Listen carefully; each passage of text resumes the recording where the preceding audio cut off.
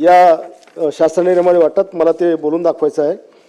संपूर्ण महाराष्ट्रामध्ये महसूल खात्याअंतर्गत शेत जमीन व मिळकती संबंधीचे नोंदणी दस्त कार्यालयामध्ये नोंद केली जातात।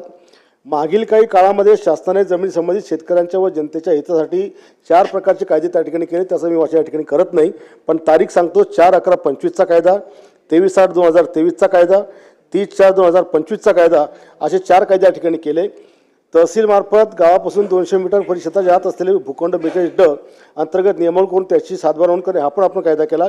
अशा प्रकारे खूप सारे आदेश शासनाने पारित केले, परंतु प्रत्यक्षात या आदेशाची अधिकारी वर्गाकडे जनतेच्या हितासाठी कुठल्याही प्रकारची उपयोग होताना दिसत नाही। 4/11/25 रोजी तुकडेबंदी हटवण्याबाबत जो आदेश पारित झालेला आहे त्या आदेशाची बुलढाणा जिल्ह्यातच महाराष्ट्रातील इतर जिल्ह्यातही अंमलबजावणी होताना दिसत नाही। लोक काम करायला गेले तर त्यांना त्यांची कामं नाकारली जातात। त्यामुळे महसूल खात्याला या आदेशाची अंमलबजावणी करिता तात्काळ सूचना देऊन नोंदणी अधिकारी लोकांना सुद्धा या प्रकरणाची विनाअडखळी अंमलबजावणी करण्याची सूचना याचा विनियोग याच्यामध्ये करावा। 23/8/2023 रोजी शासनाने जो तुकडीबंदी कायद्याअंतर्गत जमिनीची मूलभूत क्षेत्र ठरवून दिले आहे, यामध्ये सुद्धा संपूर्ण महाराष्ट्रात 11R ते 19R बागायत क्षेत्र आणि 20R चे पुढे असलेले जैविक क्षेत्र याबाबत नोंदणी करण्याचे आदेश दिलेले आहेत, परंतु संपूर्ण महाराष्ट्रामध्ये शेतकरी वर्गाची अडवणूक करून 11R ते 19R जमिनीची सातबारावर विहिरीचे साधन सोबत फुलबाग किंवा फळबाग ही पिकं टाकून आणावे, नंतरच दस्त नोंदणी करावी असे नोंदणी अधिकारी सांगतात आणि दस्त नाकारतात। प्रत्यक्षात आदेशामध्ये फक्त बागायत हा शब्द वापरला आहे, मात्र स्वतःचे काही शब्द घालून हा या ठिकाणी शेतकऱ्यांना छळलं जातं।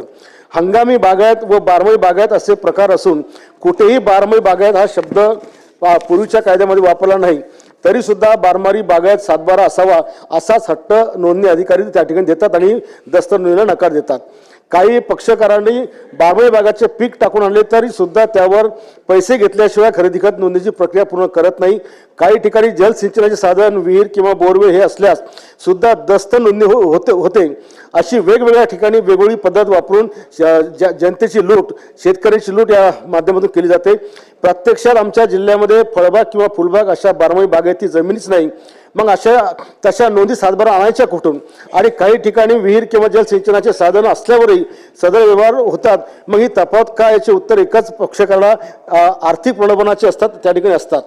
30/4/2025 वन डिस्ट्रिक्ट वन रजिस्टर हा आदेश शासनाने काढलेला असून या आदेशान्वये दुय्यम निबंधक अधिकारी हे एकमेकांचे नुकसान होणे यासाठी दस्त नोंदणीसाठी टाळाटाळ करतात। दस्त नोंदणी करताना आढळत नाही किंवा काही चुकीचे दस्तऐवज चुकीच्या नोंदणी करण्यात काही कारण नसताना तालुका सोडून नोंदताना आढळतात। यावरून दुय्यम निबंधक या लोकांची या संदर्भातला आर्थिक प्रलोभन हे या ठिकाणी दिसून येते। तहसील कार्यालयामार्फत गावापासून 200 मीटर परिक्षेत्रात असलेले भूखंड 42D अंतर्गत नियमाकुल करून त्यांची सातबारामध्ये नोंद घेतल्या जात आहे। त्यानंतर सदरू भूखंड नियमाकुल झाला असे समजावे असा शासनाचा आदेश आहे, परंतु अशा नोंदी असतानाही दुय्यम निबंधक कार्यालयामध्ये बिनकामाच्या कागदपत्राची पूर्तता करायला सांगतात आणि ती पूर्तता होत नाही। त्याच्या मागची कारणं आपल्याला मला सांगण्याची गरज नाही, मात्र यामुळे जनता वरली जाते हे निश्चित आहे। आणि म्हणून नोंदणी महानिरीक्षक व मुद्रांक निरीक्षक महाराष्ट्र राज्य पुणे यांच्या मार्फत मूल्यांकन संबंधित सूचना व माजर मूल्य ठरवण्याचे पुस्तक प्रकाशित होतात व ऑनलाईन सुद्धा उपलब्ध।